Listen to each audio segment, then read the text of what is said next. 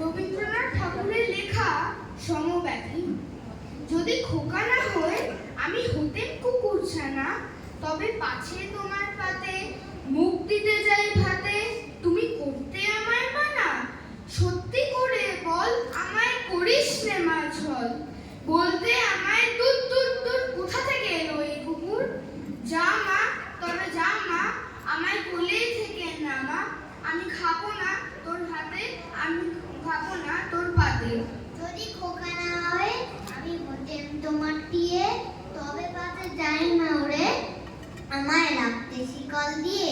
সত্যি করে বল, আমায় করিস নে মছল।